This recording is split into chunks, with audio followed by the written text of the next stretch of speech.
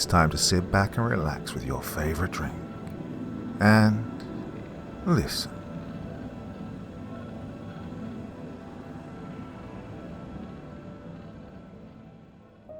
The devil pulls the strings which make us dance. We delight in the most loathsome things. Some furtherance of hell each new day brings, and yet we feel no horror in that rank advance.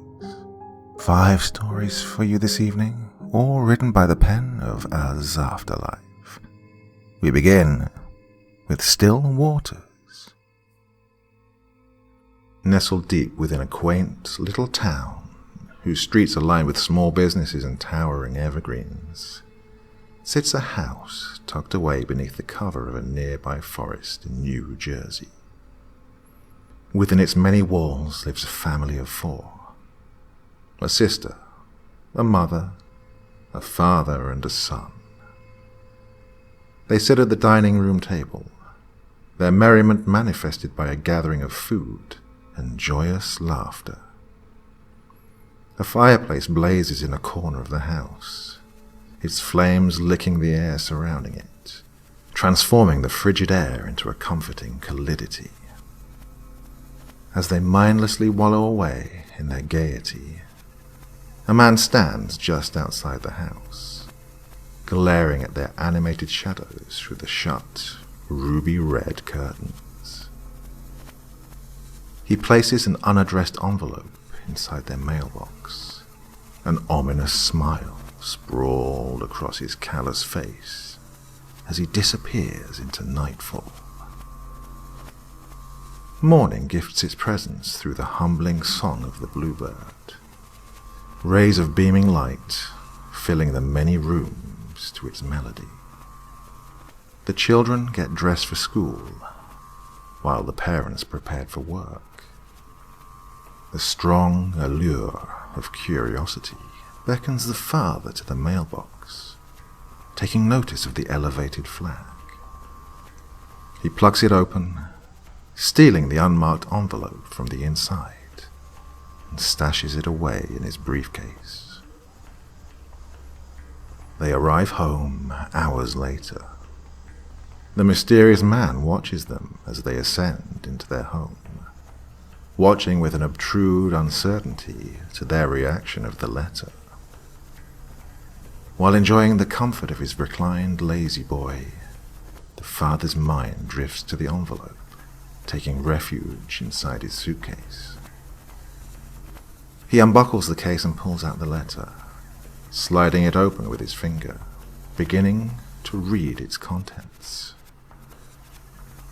I've been watching your family for quite some time now, and felt it time to reveal my presence. Who am I, you wonder? I am the rightful owner of that house. The honor of watching that house has been passed down to me through generations, and I plan to keep the tradition going. I plan to do wonderful things with you, joyous things. I just need time to get things prepared. Keep those curtains open for me. Signed, The Watcher. He eyed the letter with confoundment, struggling with its authenticity.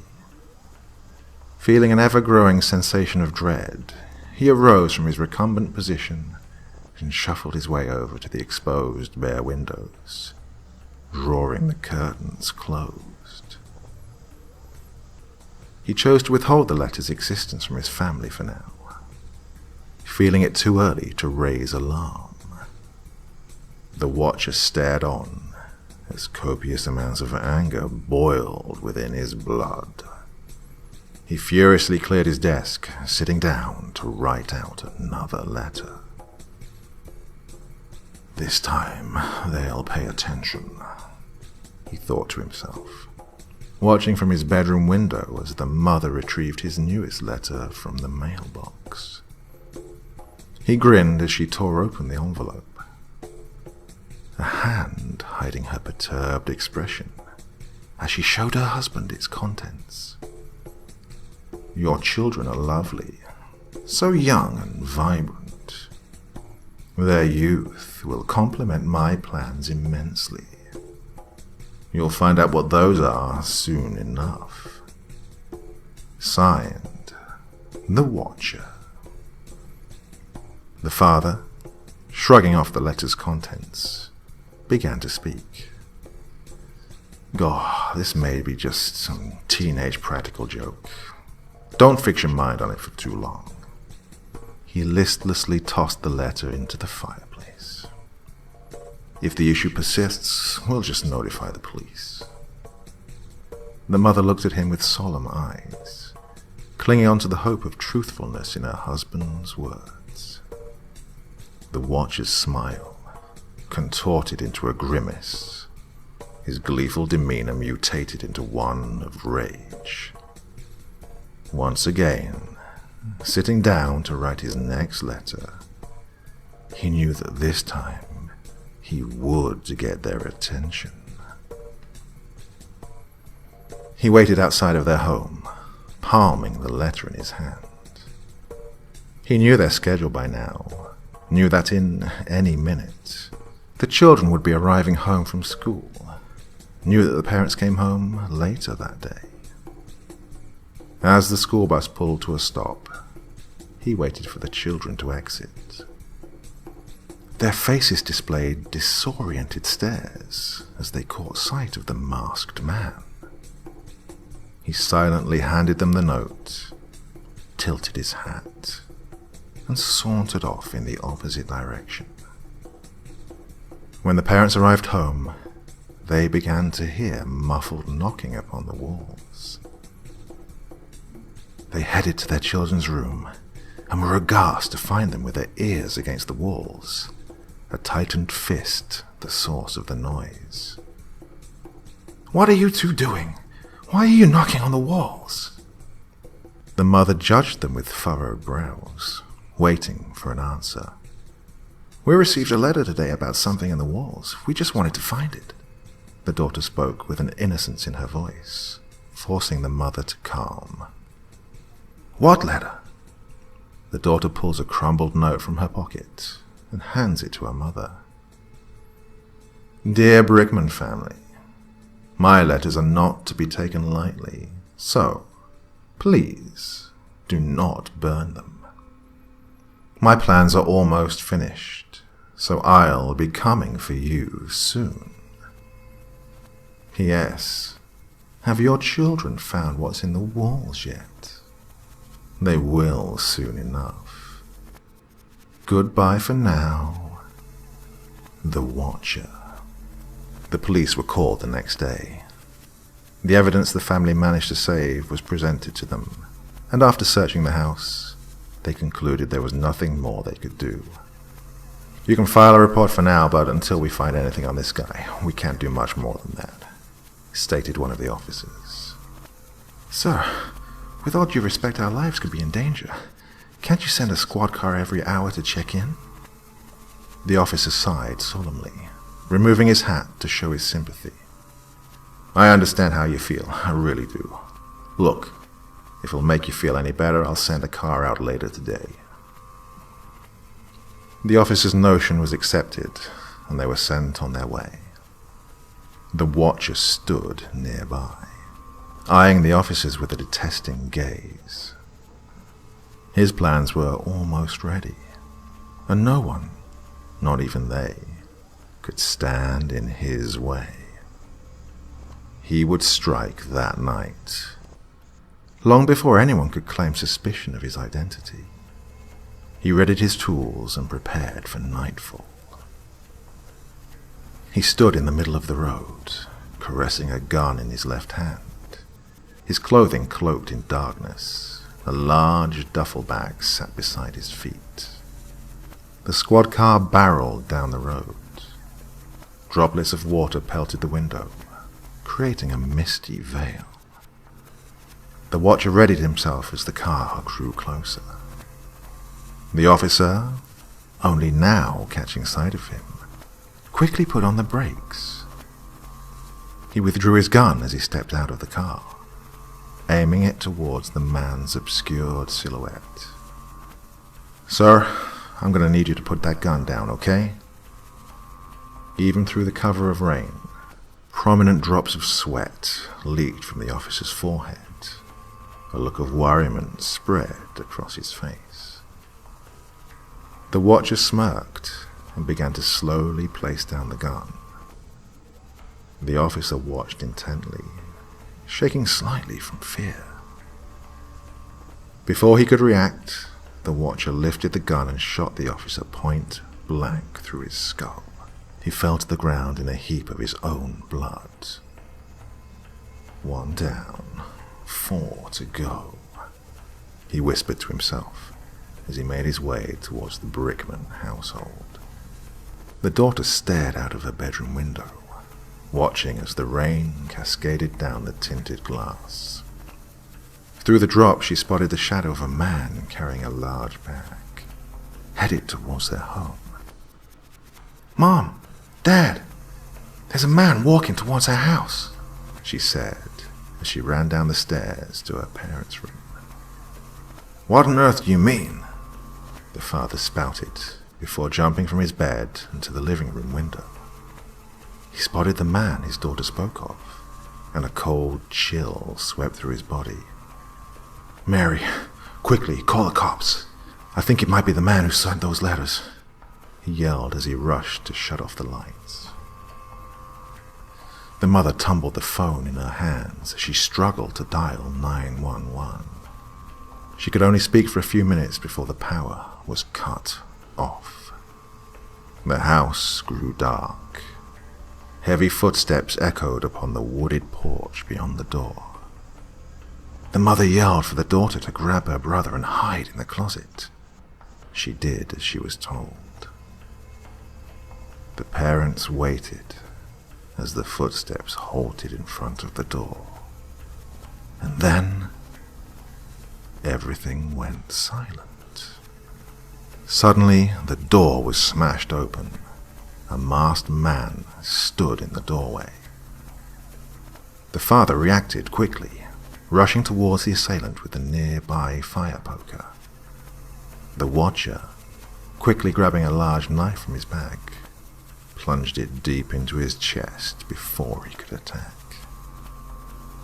The father stood there, in shock, falling to his knees, completely void of life. The watcher turned his attention to the wife. Removing her focus from her husband's body, she ran in the opposite direction towards the basement. The watcher withdrew an axe from his bag and followed after her. She ran as fast as she could, stumbling down the stairs as she lost her footing.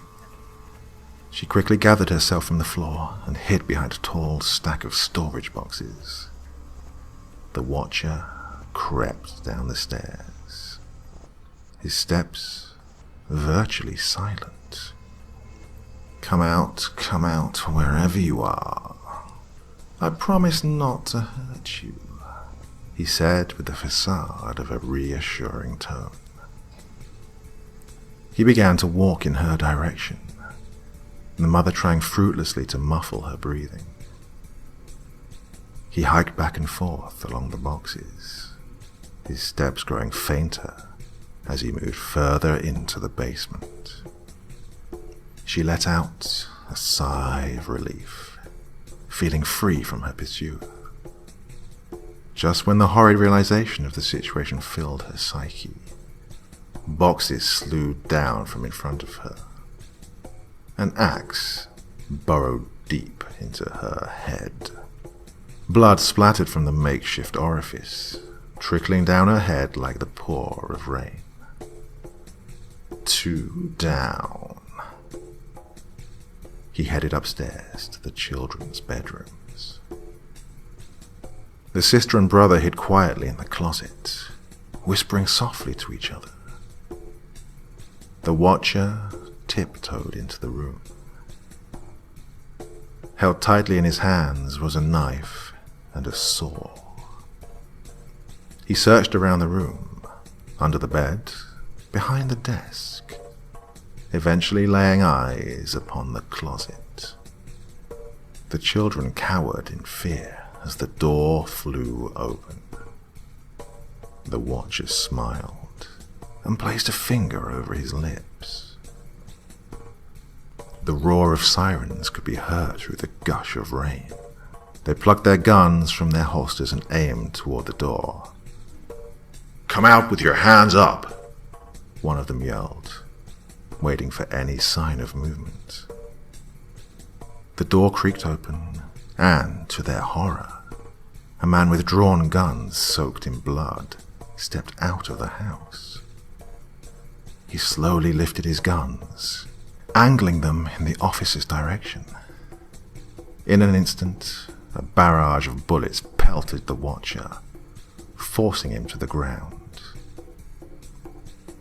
Laying in a warm pool of blood, in his final breath, he uttered his last words. "I'll see you all again, very, very soon."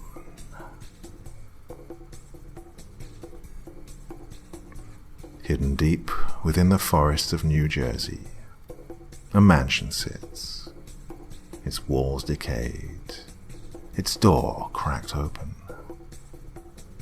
The horrific tragedy that befell the Brickman family continues to be remembered to this day, some even claiming to hear their screams every year on the anniversary of their deaths.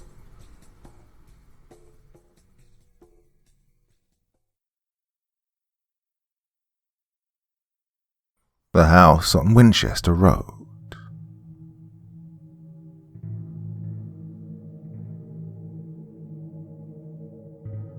The thick summer breeze swept over the horizon. Cool air brushed through my hair, drying the warm liquid that rushed down my cheeks. Blades of grass gripping the soles of my shoes, as if they were trying to hold me in place. I peered over the 10-foot-tall cliff I was standing on, staring down to the murky waters below. They seemed to be abnormally still, as if time itself wanted me to overlook my drastic decision. But there was no turning back. I had made up my mind. Life had consistently thrown me curveballs, and I struck out every time. The world had turned its back on me, isolating me, transforming me into a social faux pas. I'd had enough. It was time for me to stop the pain, the only way I knew how. I tiptoed closer and closer to the precipice, eyes shutting firmly as I felt the tips of my shoes lose the feeling of ground. I held my breath, exhaling deeply, just as I was about to take the last steps to my death. That's when I heard a faint, low growl calling from beneath the waters. A dark figure began to rise from below its surface, its covering remaining undisturbed. It beckoned to me, its long, skeletal fingers waving in my direction. I stumbled back, wanting to run in the opposite direction, but curiosity coerced me to stay. The night clothed the area in darkness, the only source of light emanating from the moon's rays. Despite this, I could faintly make out an unusually wide smile painted on its almost non-existent face. It began its slow ascent from the water, and with every step it took, I stumbled backwards, eventually running in the other direction. I didn't manage to get far. My body collided with something hard, and I was flung to the ground.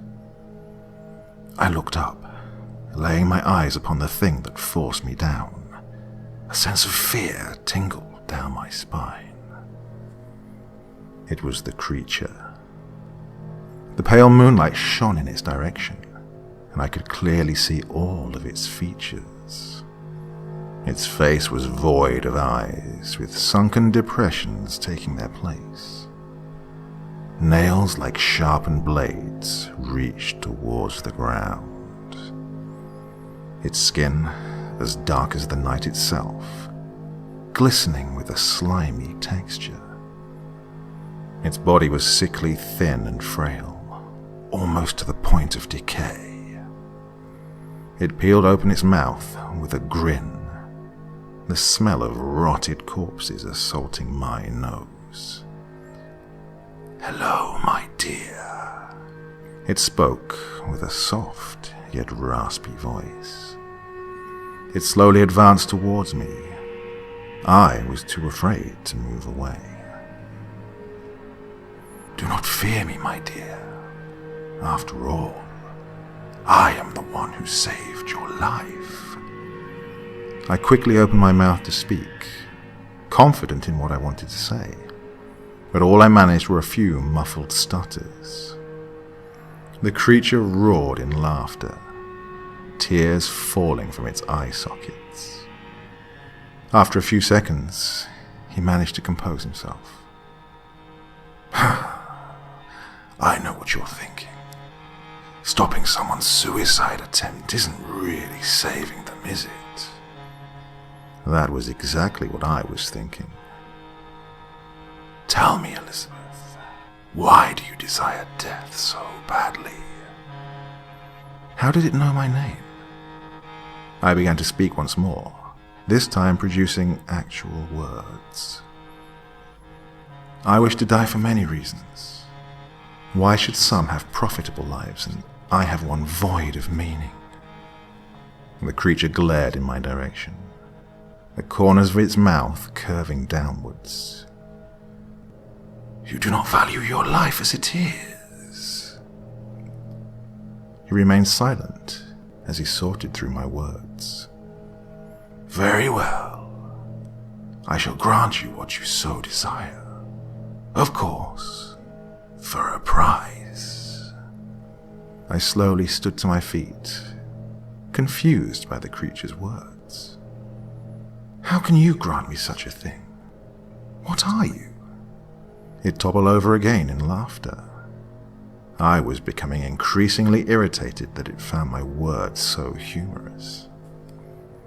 "My dear girl, wouldn't you like to know?" He began to laugh again. "Tell me, or we have no deal." It abruptly stopped, straightening itself, anger beginning to show in its almost expressionless face. "My dear, I'm sure you can benefit from this deal more than I. But if you must know, I am many things, but you can just call me the Gifter." I began to wear an even more confused look than before. If what the beast said was true, I could completely reinvent my life. I quickly thought it over, weighing the pros and cons, then gave him my answer. "I'll agree to your deal, but only if you name your price." "In due time. Now, run home. I will be contacting you in a few days." With those final words, he vanished. I hurriedly ran home, a confection of emotions coiled around my brain like a snake suffocating its prey. Those next couple of days were the longest I've ever experienced. I wanted so desperately to have the life I'd yearned for so long. A life envied by others and lived by few. Just when I was about to write off the entire experience as nothing but a vivid nightmare, the creature returned once more. It looked even more sickly and decayed than before. "Hello, Elizabeth. Fancy seeing you again." His voice sounded like that of a dying man. I felt more sadness and pity towards him than fear. I failed to mention this during our last visit, but I'm afraid I can grant you no more than 7 wishes. So please, consider using them wisely." I nodded eagerly, agreeing to the beast's terms. I'd been thinking of what I would ask him for the last couple of days, and I knew exactly what I wanted. "My first wish shall be what I envy most, a life of the rich and famous. I wish to live the life of a famous novelist." The creature smirked and tilted his head towards me. "As you wish, my dear." It snapped its emaciated fingers, and I was instantly transported back to my room. The following day I awoke to a constant ringing emerging from my bedside table. It was my phone. I picked it up and I was surprised to see 17 missed calls on the screen. I redialed the number, hesitantly waiting for an answer.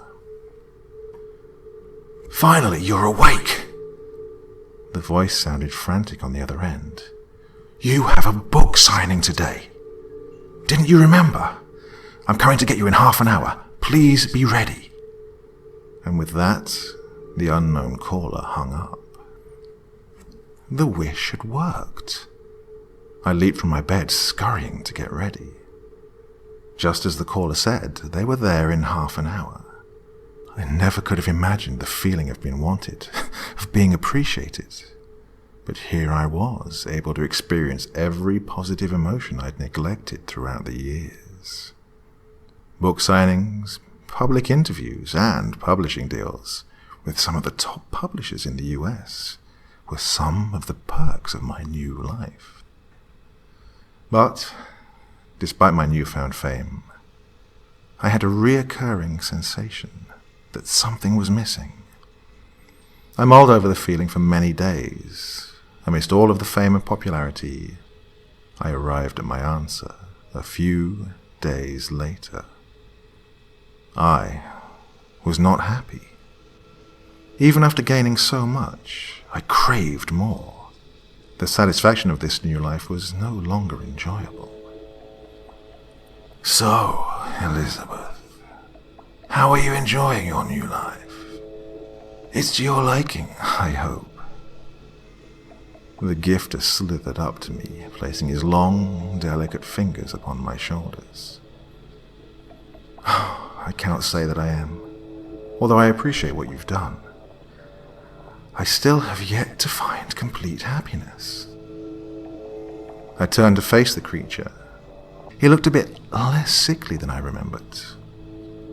"Well, you do still have 6 more wishes. What is it that you desire?" It didn't take me long to construct an answer. "I have yet to find a mate, perhaps a lover who would alleviate my woes." The gifter snapped his fingers. "A lover it shall be."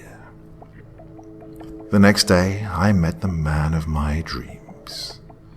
We met in a diner that morning. He was more beautiful than I could ever imagine. Eyes the color of clear blue waters, hair like the darkest bits of chocolate, skin as smooth and bronze as if it were kissed by the sun. His voice was deep and sensual. We fell in love almost instantly. We married a few short months later. For quite some time, my life felt as though it were comprised of a balance between excitement and euphoria. I was beginning to think that maybe I wouldn't need those last 5 wishes after all. I felt this way until the love I felt for my husband began to slowly melt away. We were always constantly arguing over this or that, and the spark I'm sure I thought was real just wasn't there anymore. I became increasingly distressed. My hair began falling out in clumps, and my face developed subtle wrinkles. I was settling into the early stages of depression. The gifter visited me yet again, and even more than before, he looked as though he was regaining his health. "Oh, my dear Elizabeth, you're beginning to look a bit frail. Are you no longer happy?" There was an implied pity in his voice, though he wore an expression of glee upon his face. "I cannot say I am, dear gifter. My husband and I cannot seem to get along anymore. Perhaps another wish shall do me justice." The gifter crouched by my side, gently caressing my thigh. "Of course. So, what is your third wish?" I thought for a moment about my answer. I didn't wish to relive the cycle of ups and downs. I wanted this to be my final wish. I wish for nothing more than stability. I wish for nothing more than pure happiness, void of the feeling of agony and despair.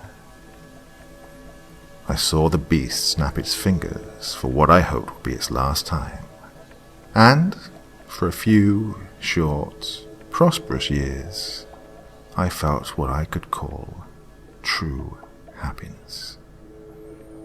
My husband and I's disagreements became scarce. He'd earned a raise, and the popularity of my book spread like wildfire.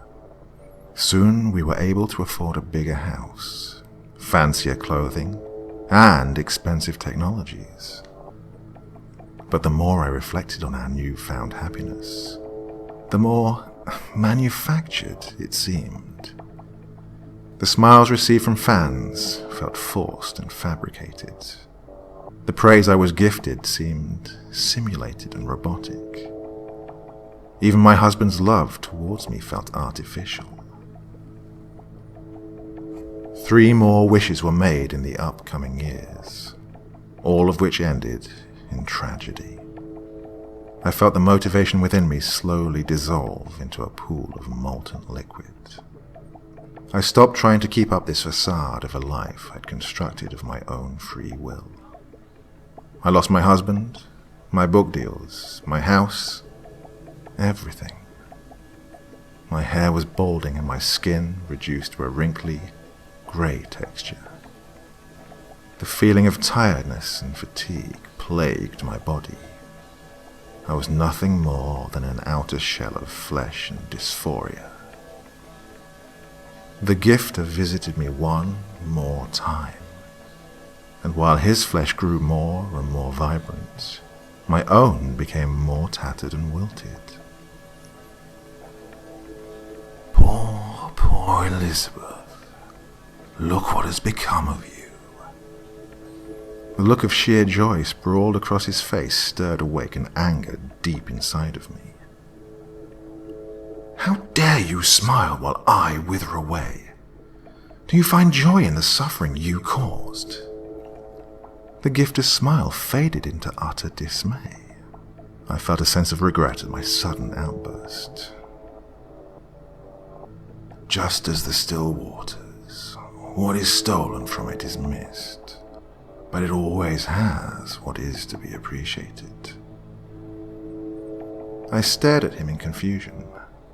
He smirked, then continued on. You agreed to my terms because you felt the world robbed you of true happiness, of ambitions, and of love. But yet you could not appreciate what you already had. The only one robbing you of that, my dear, was you. He was right. I was so lost in the fairy tale I constructed that I could not see what I already had to hold dear. My own greed had robbed me of the many roads I could have taken. I'd chosen the road filled with contradictions. Your selfishness, your envy, your lust, that is what kept you from accepting even the smallest of gifts. After all, what is life without pain? He progressed towards me, standing inches away from my bewildered face. I'm sure by now you have discovered what my prize was all along. Haven't you, my dear Elizabeth?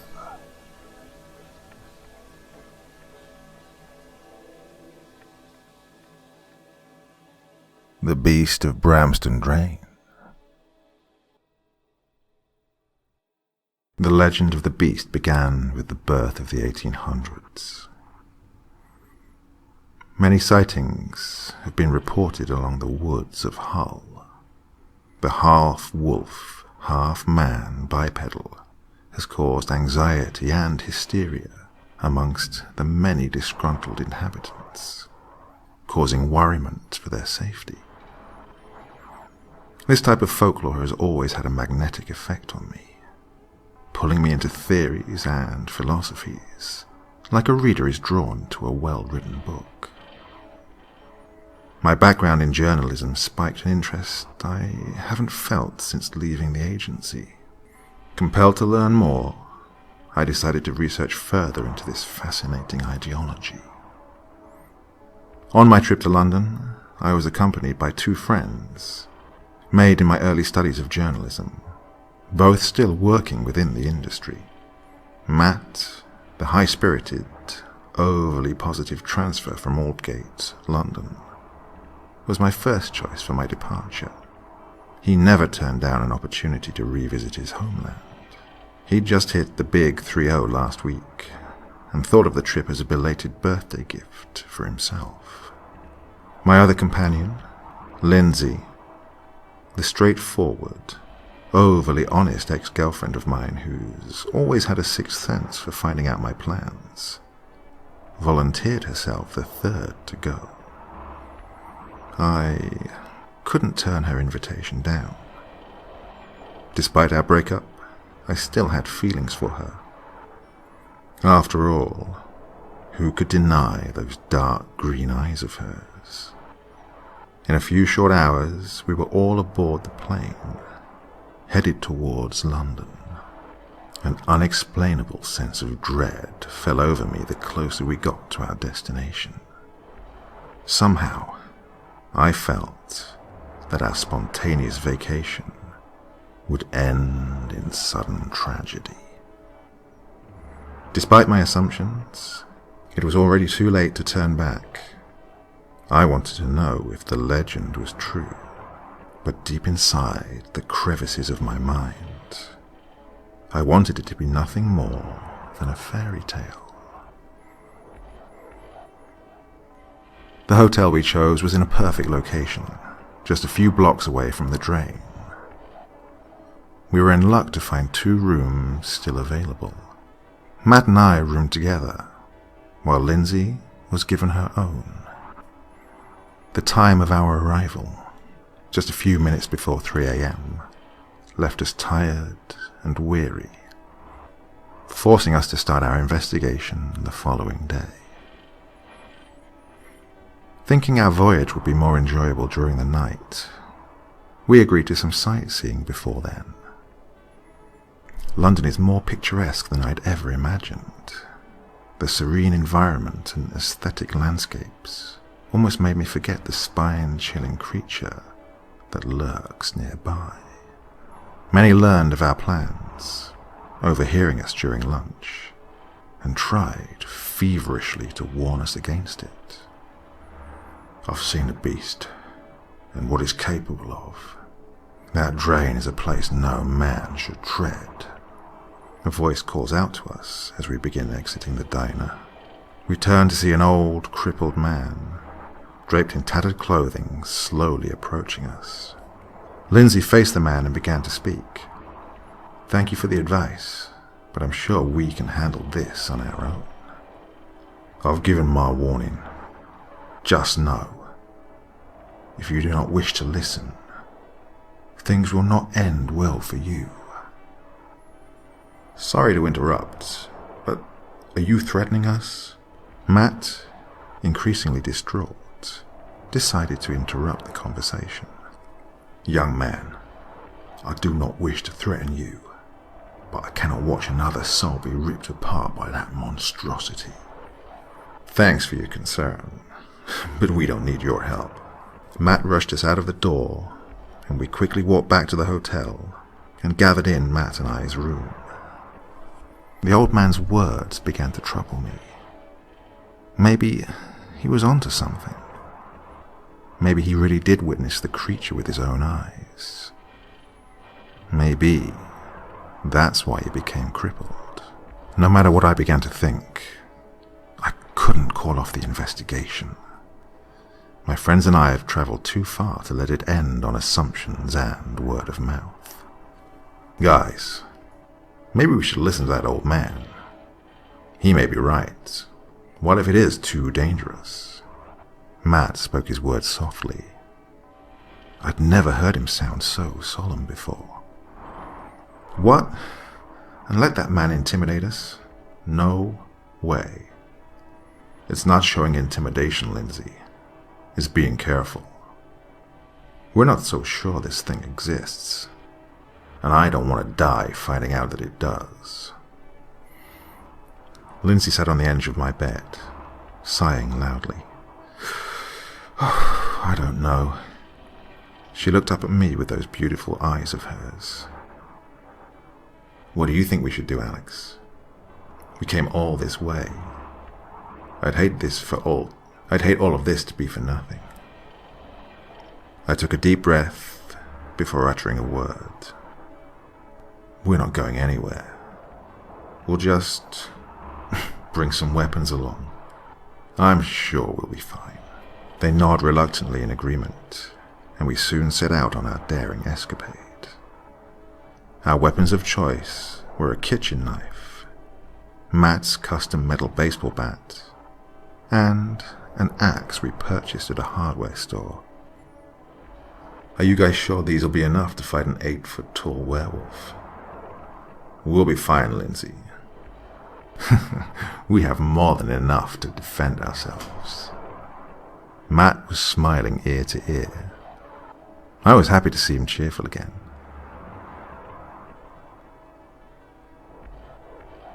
Only a few feet away from the drain, the man stood staring at us down like a lion stalking his prey. He remained silent, and I could see the anger on his face turn to pity as he began to walk away. The others didn't seem to notice him, so I kept his presence to myself, despite it making me a bit uneasy.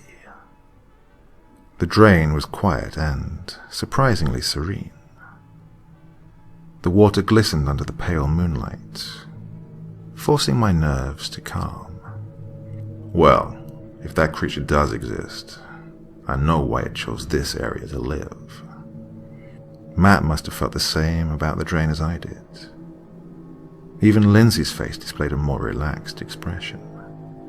We began to walk further along the drain, and, with each footstep, my fears that the beast was real slowly depleted, until I heard a low growl in the distance. What the hell was that? I looked around in a panic, trying desperately to find the source of the sound. What?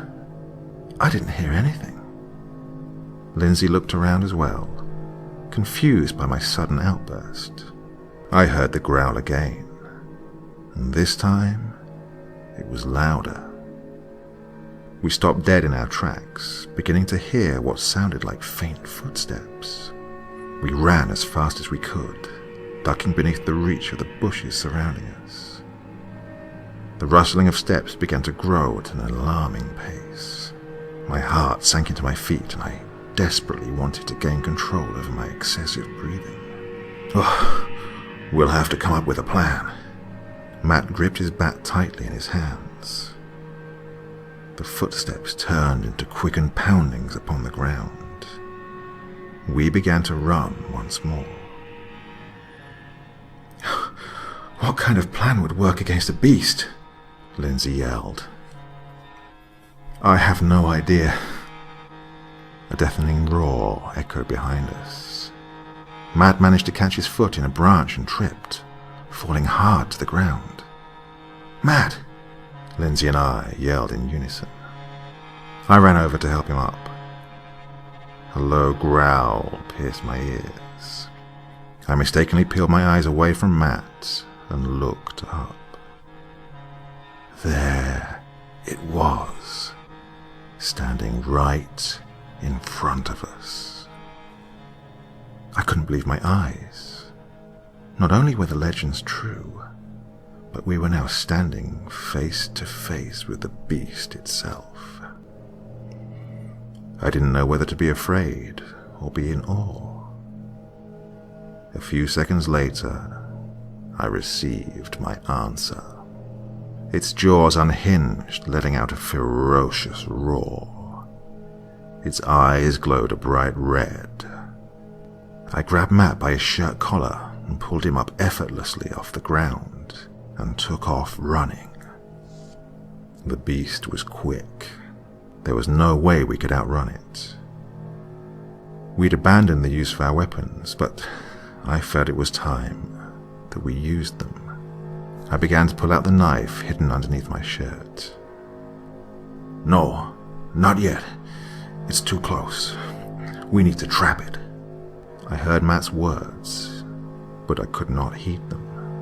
I could not allow my friends to die after putting them in this situation in the first place. I yanked the knife out of its resting place and jabbed it into the shoulder of the beast. It yelled in pain, grabbed me by the neck and slammed me to the ground. All I'd managed to do was anger it even more. I gasped for the air that escaped my body from the impact. I looked up to see Matt slowly approaching it with his bat. I wanted to warn him against it, but my voice had left me as well. Lindsay watched in horror, unable to do anything to save us. Matt lifted the bat above his head and, with all the strength he had, smashed it over its head. It broke into pieces as if its head were made of concrete. The beast turned abruptly to face Matt, and before he had time to react, the beast had him in his grasp. Matt screamed, trying to wiggle his way out of its hold, but there was nothing he could do. It placed its head in between his palms and squeezed until he turned Matt's head into nothing but a bloody pulp of brain and skull. Lindsay screamed at the sight. I stumbled backwards, tears streaming down my cheeks, my feet becoming stagnant. Lindsay grabbed me and began to run. Not a second later, the beast reached out, grabbing onto my jacket sleeve. I flailed my arm around in an attempt to get free, but it was too strong. It began pulling me towards it. "Lindsay, you'll have to let go of me and swing the axe at it." "No, I can't. What if it kills you? What if it doesn't work?" "You'll have to try, or we'll both end up dead." She unwillingly let go of me, catapulting me into its arms. It quickly threw me down and began clawing at my chest, its razor-sharp nails lacerating my flesh like a pound of ground beef. I cried out in extreme agony, and, just as I was about to lose consciousness, I saw Lindsay sneaking behind the beast, slicing the axe deep into the creature's skull. It fell to the ground with a loud thump, still barely breathing. Lindsay began dragging away my feeble body. I drifted in and out of consciousness until I eventually passed out. I awoke, laying in a hospital bed. Lindsay explained to me that after I'd passed out, 2 of the townsmen showed up with guns, saying they heard screaming coming from our direction. While waiting for an ambulance to show, she guided one of the men to where we fought with the beast. It was no longer there. Neither were the remains of Matt, she said, with a confused look that I'm sure I was wearing as well. They were sure we made the whole thing up, but I know what I saw. Matt was... She slowly trailed off, then remained silent. Tears stung her eyes, and the sight of her sobbing made me tear up as well. The cop showed up at the hospital a couple of hours later, and we explained everything. They were given the gruesome task of informing Matt's parents of the incident. Now, it sounds a bit selfish, but I was happy that they were the ones to do it. It's been over 3 years since the incident. Lindsay and I haven't seen each other since then. We couldn't bear seeing each other after what happened. I wonder if she blames me. After all, I'm the one who asked Matt to come in the first place. I keep trying to tell myself that he decided to come of his own free will. But that doesn't make the guilt grow any smaller. I blame myself every day for what happened. I'm saying this to warn anyone who listens against hunting down the beast yourself. My fondness for legends has cost me 2 of my closest friends. I would hate myself even more if I allowed unsuspecting victims to go exploring as well. So please, don't go to the Bramston drain at night. And whatever you do, if someone warns you against seeking out a legend, heed their words. It may just save your life. Love Doll. She sat, glaring into the mirror at the beastly reflection that evokes her husband's criticisms. The rolls of fat sitting atop her rib cage, protruding over her belt loop, had caused many arguments over her eating habits. Her hair was slowly balding, becoming less of the luxurious mane she was praised for in her 20s. Wrinkles overwhelmed her face, declining its years well beyond her own. She had become a shell of her former self, and her husband was no longer interested in her.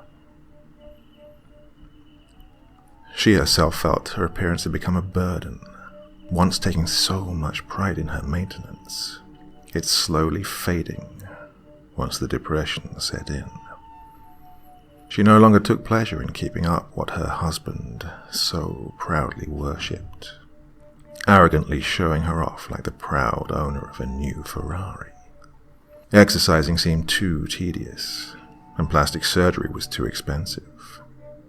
There weren't too many options available. She was about to give up, cash in her ticket to those pearly gates in the sky, when the discovery of her husband's long-term infidelity finally pushed her over the edge. She wanted revenge, wanted to show him that she was still that vibrant, gorgeous woman he fell in love with. Wanted to show him that underneath the mask of flab and matted hair lay the beautiful being she used to be.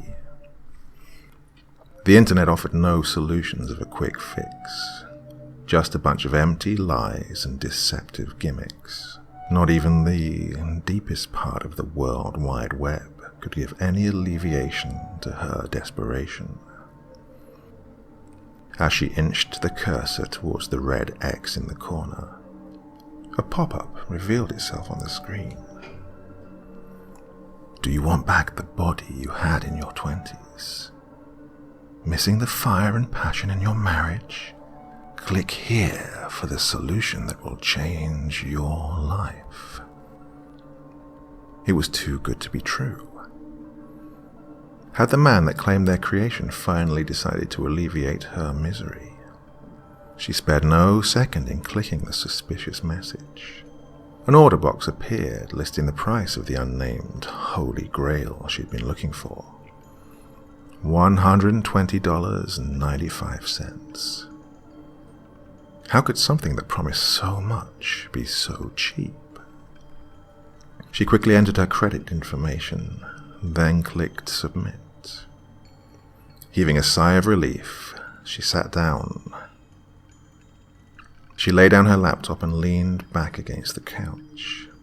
Soon, all of the sarcastic remarks and dirty looks would disappear. After waiting for weeks, the quick fix she'd been waiting for finally arrived. She grabbed the box, sprinted to the basement, trying to conceal it from her husband's wandering eyes. Shaking hands gripped the sides of the box, ripping it open, unable to contain the excitement that brewed inside of her. What was inside the box conjured more questions than answers. Sitting inside were plastic, life-sized doll parts. She was flabbergasted. Was this a joke? Had she been duped out of her money? As she was just beginning to feel the blow of vulnerability, she noticed a note underneath one of the arms. Separate from the old, replace with the new. It was clear what she had to do. She locked the basement door and grabbed the electric saw. She heaved a sigh of anticipation for the pain she was sure to endure, reluctantly resting her arm upon the table, the blade of the saw hovering above her shoulder. She tightly shut her eyes, fruitlessly preparing herself before cutting into her flesh. She screamed in horror as the muscle was torn to shreds, blood splattering across her face and clothing, the snapping of bone almost making her nauseous. The disorienting deed left her with a mouth full of gurgling blood and less energy than crashing from a sugar high. The pain was worse than childbirth, but she couldn't quit. She'd come too far. Stumbling her way to the cabinets, she clumsily searched for a needle and thread. Staggering to a chair nearby, she grabbed the right arm from the box, balancing it under the remains of her shoulder. She weaved in the needle, connecting her tattered flesh to the plastic until it was perfectly fused to her body. Somehow, she was able to gain complete control over its mobility, clenching and reopening her fist with ease. It was beautiful, slim and smooth, a small reminder of her youth. Any doubt she had in continuing drifted away. She craved more. She began cutting off more parts. Left arm, right leg, left leg, replacing it all with the new synthetic ones. The scream she produced had finally reached her husband's ears. He raced to the basement door, pounding on it like a savage beast trying to reach its prey. She ignored him. The torso was tricky. It was to be stitched from the front and wrapped around her existing frame. She started up the saw once more, slicing away bits of flesh and muscle from her sagging build, her husband yelling for her to stop her heinous act, persistently trying to break down the door. There was only one thing left to replace: the face. She sluggishly plucked the mask from the box and held it up to her face. It would do nicely. The saw was much too powerful for such a delicate removal. A knife would be its replacement. She dug a knife into her skin, ripping it away from the muscle, her shrieks intertwined with her husband's pleas. She peeled the slivers of leftover skin off and began stitching the mask onto her exposed tissue. Her eyes beamed brightly from the sight of her new physique. She looked as though she had returned to her old self.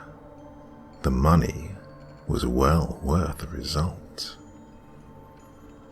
Her husband, eventually successful in barging through the door, froze from the sight of the monstrosity that stood in front of him.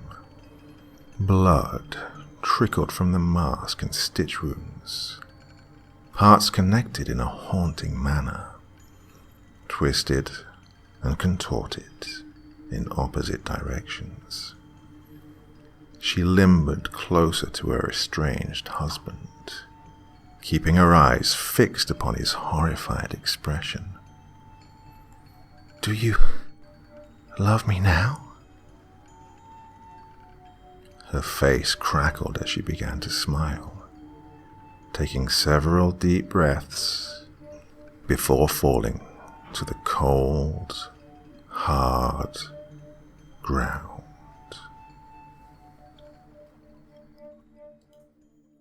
Brain activity.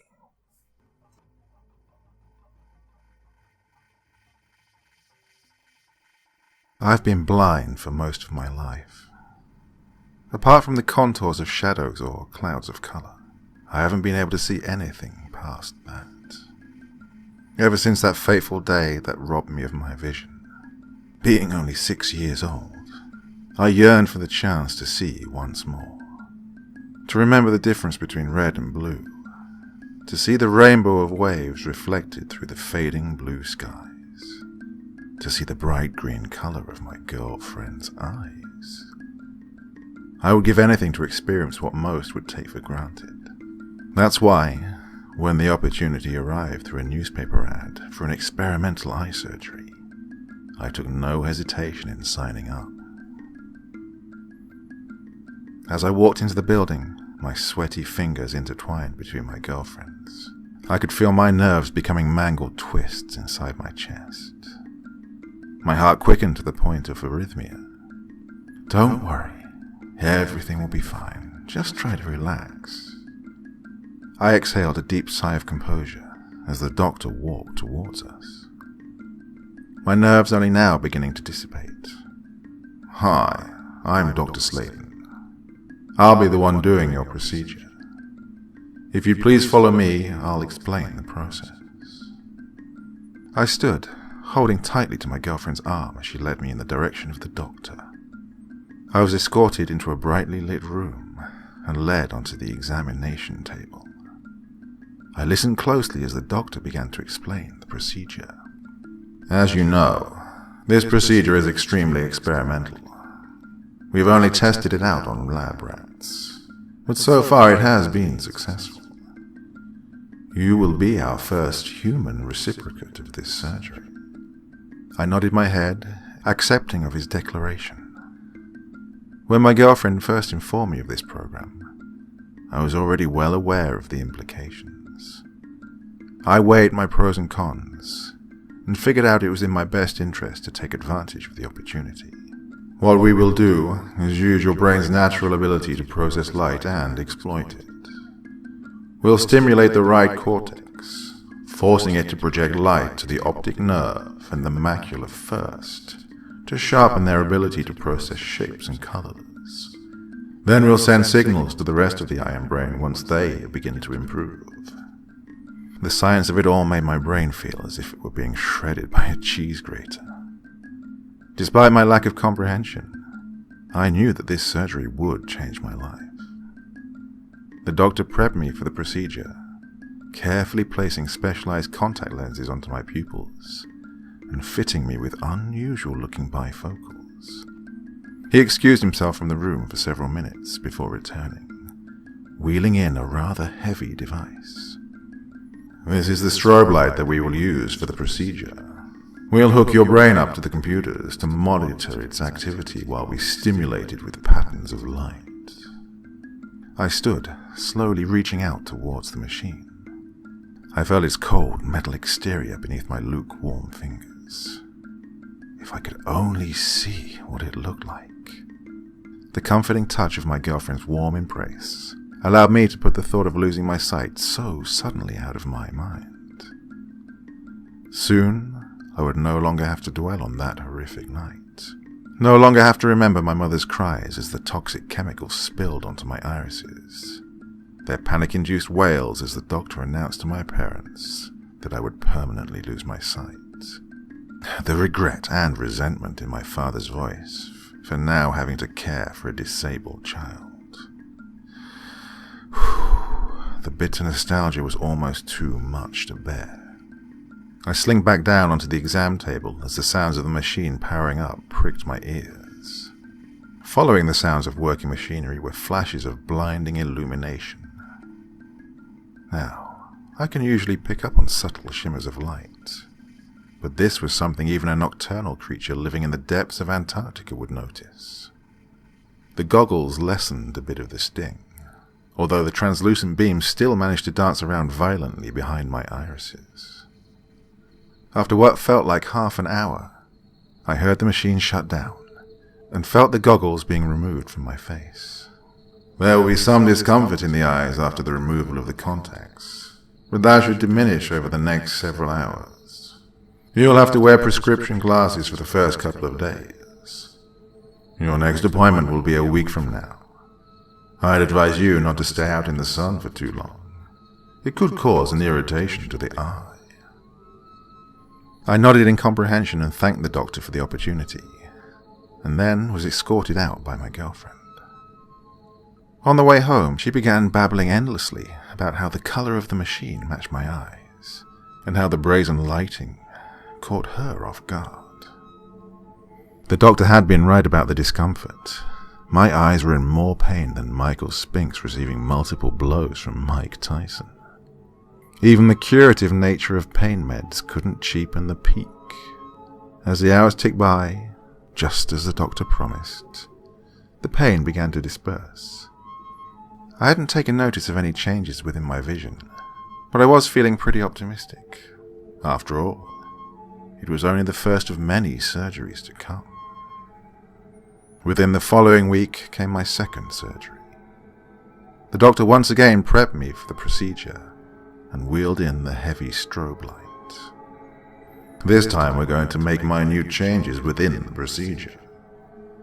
I'm going to make small incisions within the irises and insert a tiny plate behind the lens.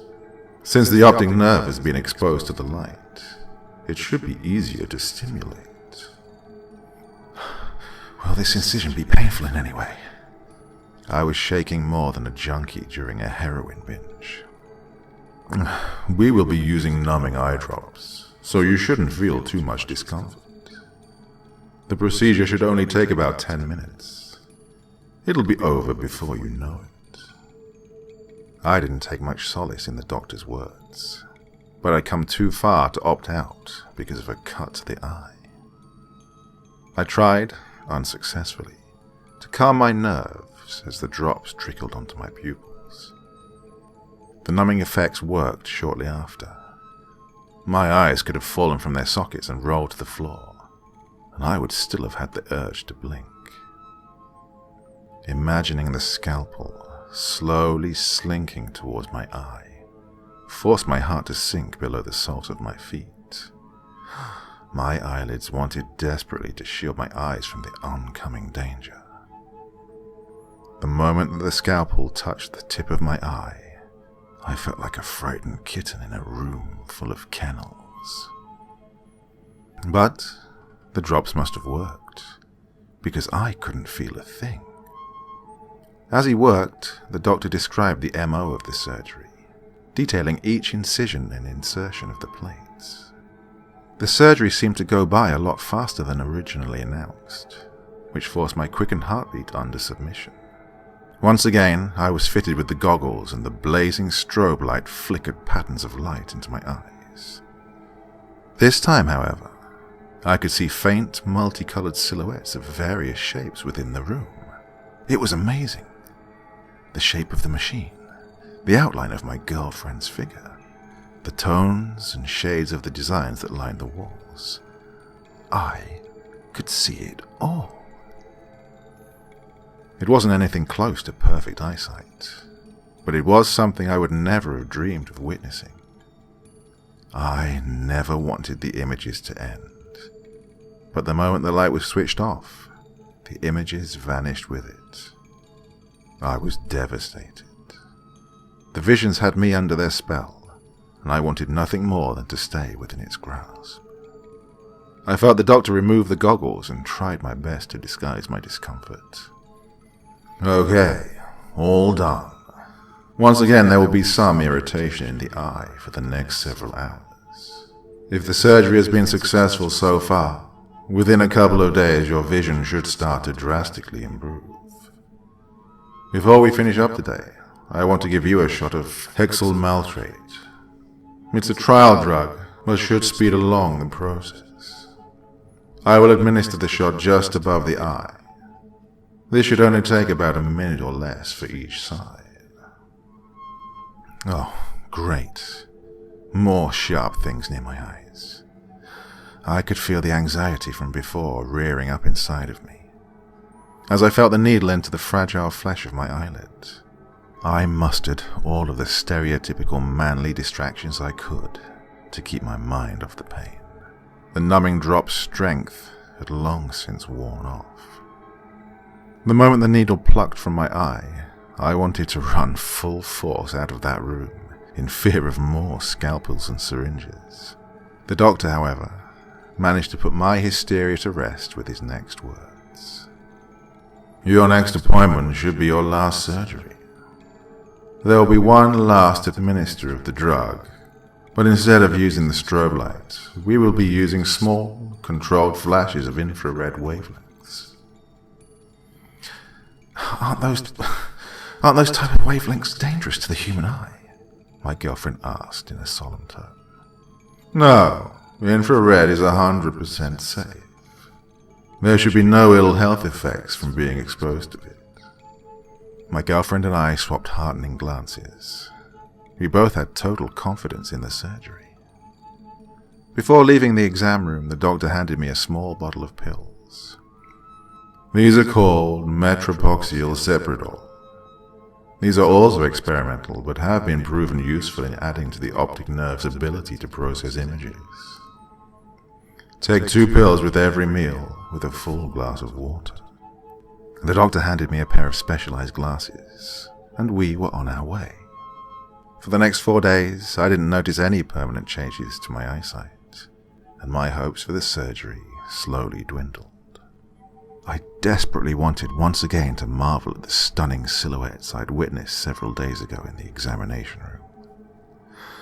I was just about to lose hope. But 2 days before my last surgery, I received something far more valuable than colored shadows. I could now see full-figured blurs of the objects around me. The different colorations, hues, and shades molded and compiled together to form the structures I'd lost sight for so long ago. Gratified tears flooded my face as I looked around the room in awe. My unsteady hands coupled my eyes, exploring the objects around the room.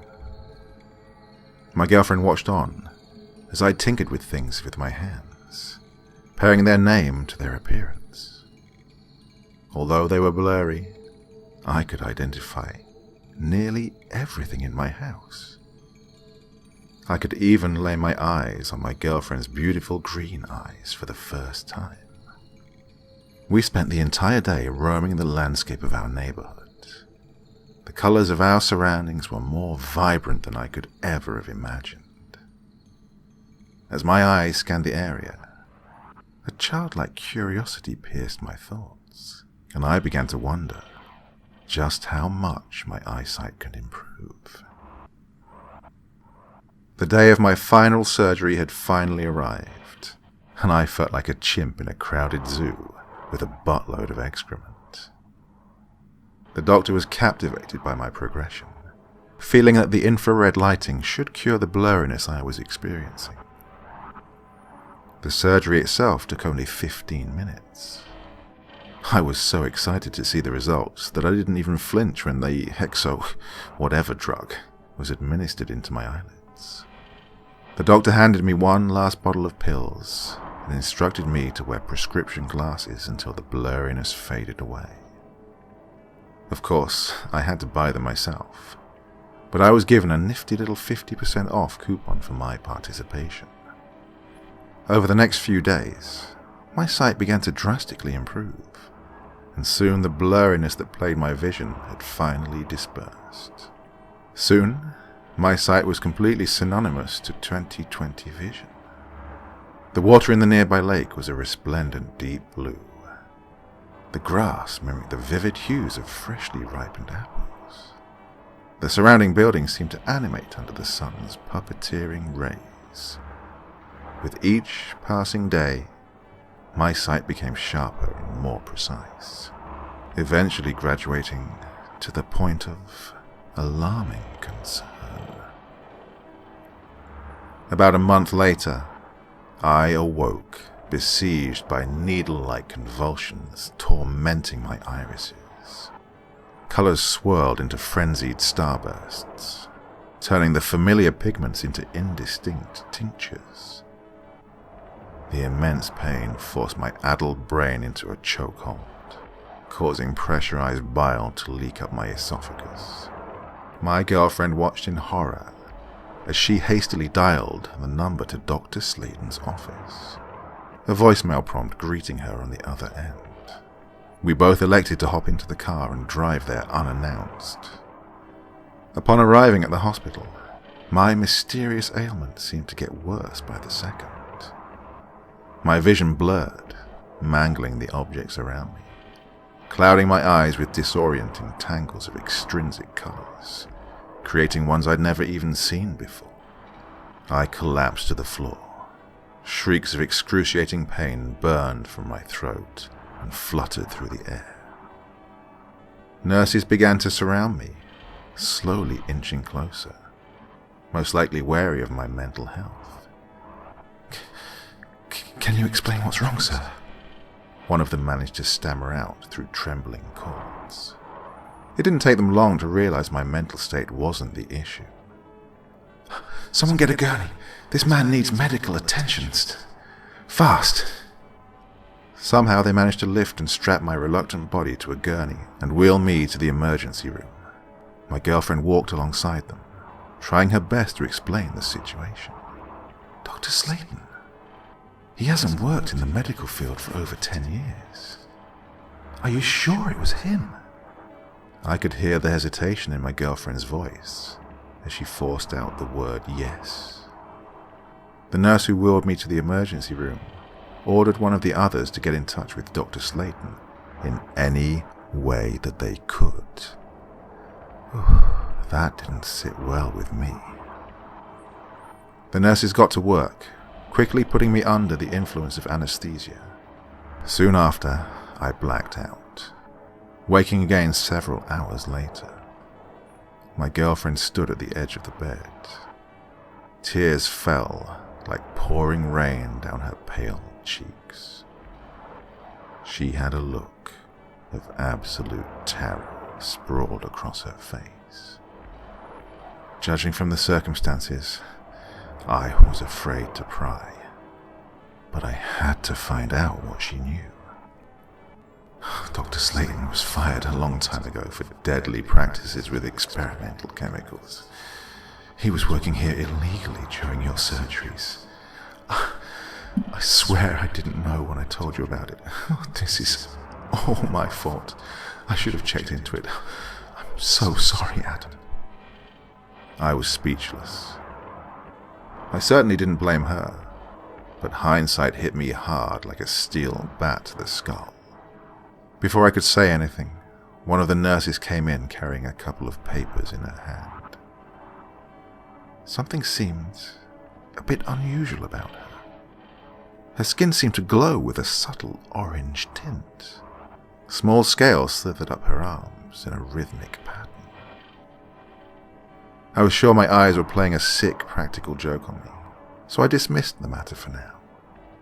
Less than a minute later, her skin was back to normal. I'm sorry, but we couldn't get in touch with Dr. Slayton. It seems he's fled the country during your month of recovery from surgery. We were able to remove the plates he inserted into your eyes, which was causing you the pain. But it looks like some minor damage has already been done. We'll prescribe you with specialized eye drops, which should help reverse the damage. But considering we don't know the extent of the surgery, that's all we can do for now. We'll do a follow-up with you in the next couple of months. We thanked her for the help and fiddled through the paper she handed us before she left. Oh, I couldn't believe it. According to the papers, Dr. Slayton had been arrested for 2 counts of unlawful use of experimental drugs. He was imprisoned for over 7 years before getting out on a technicality.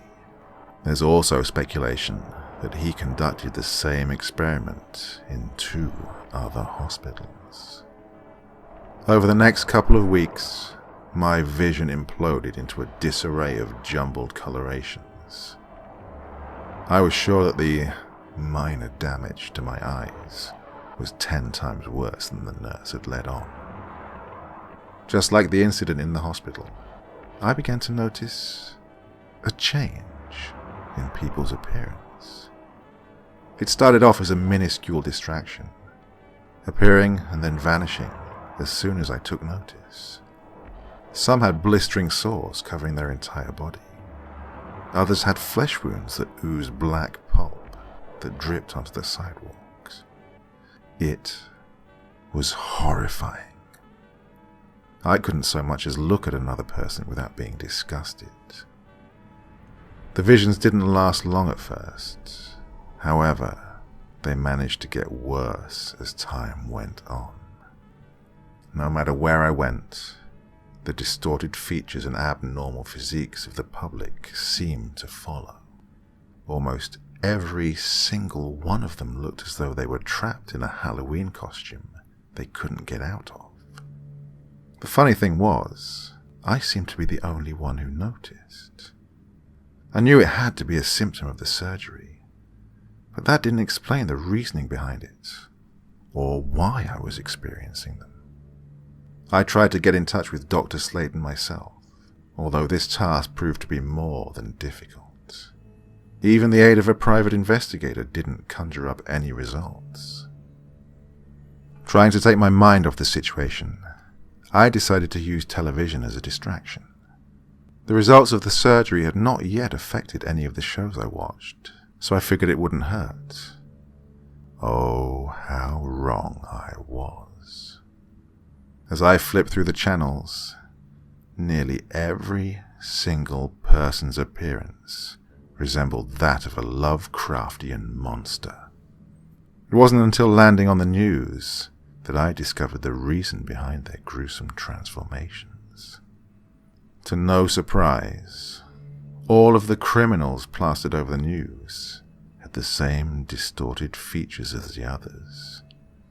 But I began to notice a pattern within certain criminal behavior. Thieves had burned and mutilated hands. Rapists were covered in grotesque purple sores. Murderers were soaked in dried blood.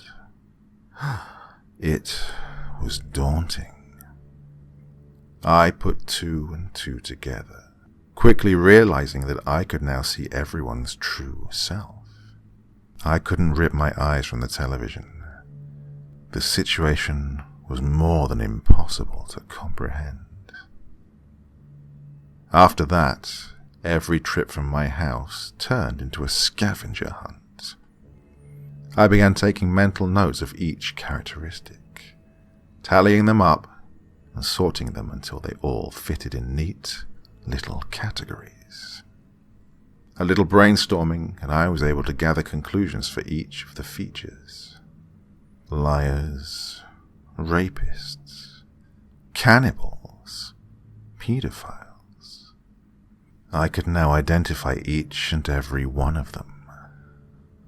The most horrifying thing was the realization that most of those people were right outside my front door. I'd had some ounces of comfort when they only existed on TV, but the violation of my safety forced my paranoia to skyrocket. I didn't leave my house much after that. I couldn't risk being stabbed in an alleyway or cooked up as a psycho's next meal. My girlfriend became increasingly worried for my health and wanted to make another appointment at the hospital, but I stopped her. I'd known for a long while now. I'd long since seen the changes in her features. I just couldn't bring myself to confront her. Her skin had turned a faded blue hue. Burn marks and scars littered across her body. I knew exactly what that meant. Prostitute. How could so many live their lives through latent veils, while wearing masks of artificial personas? It was so easy for them to hide their true selves in a world so manufactured that it frightened me.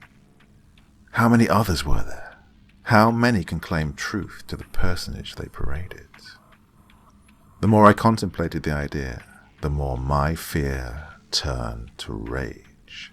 What right did they have to hide themselves, while so many others tried desperately to live honest lives? What gave them the right to strip me and so many others of their credulous havens of ignorance? I wanted to rid the world of its evils, to revive the safety I'd felt when I was a child, when I was blind.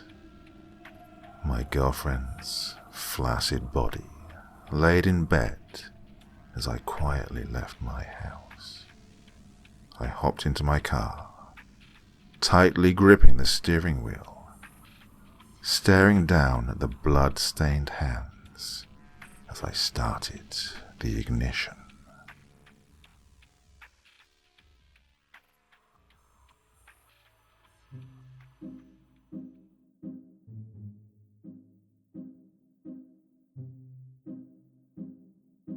So I originally had big plans for this evening, but I've been a bit under the weather this weekend. Just a bit of a summer cold, I think. A bit of a sore throat, blocked nose and everything, so not exactly conducive for a long stretch of reading. And anyway, those were some stories I did way back in the day, 4 or 5 years ago in some cases. And well, back in those times I used to search online for background footage to use in my videos, and while I always try to be careful and got Creative Commons licensed stuff, sometimes it turned out not to be the case. So, not my fault, but, well, anyway. So, time to do a remix, re-edit, remastering of all these stories with my own footage. Why not, eh? So, if you want a bit of an insight into how I sounded back in the early days, then that's it. I've evolved a little bit. I think I'm a bit better these days. But anyway, still kind of proud of the stuff I was doing 5 years ago. And here you go. Bit of a treat for you all. Bit of the old school. Well, I'm feeling a bit better this evening anyway, so back on form. Big video lined up for you tomorrow night. 3 or 4 epic stories coming in the next week, so a lot to look forward to. Well, till then, hope you enjoy your Sunday evening, and till next time, very, very sweet dreams, and bye-bye.